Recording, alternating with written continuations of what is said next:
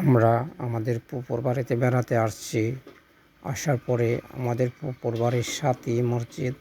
আসলে এটা পারিবারিক উদ্যোগে বানানো হচ্ছে।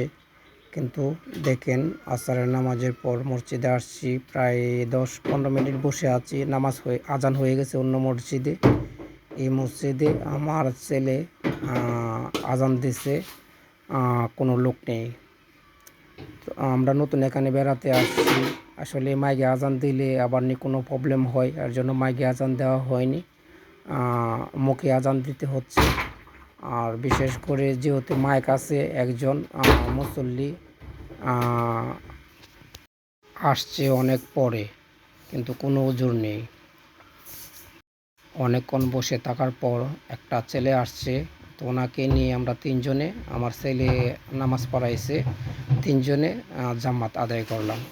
কিন্তু মসজিদ অনেক বড়, মসজিদের বাউন্ডারি অনেক বড়, বাথরুম, উজুখানা, মানে সব দিক দা ফিটপাট আছে, কিন্তু মুসল্লি নেই। আসলে আমরা এত বিজি যার ফলে মসজিদগুলো ফাঁকা থাকে। আসলে দুনিয়াটা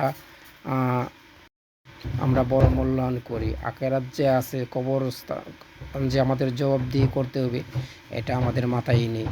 আমাদের কাজ কাম, টাকা পয়সা সব কিছু আমাদের পেলে চলে যেতে হবে, কিন্তু কবরে যে আমাদের জবাব দিতে হবে, আসল জায়গা যে আমাদের জাহান্নাম এবং কবরস্থান, এটা আমাদের মাথায় নেই।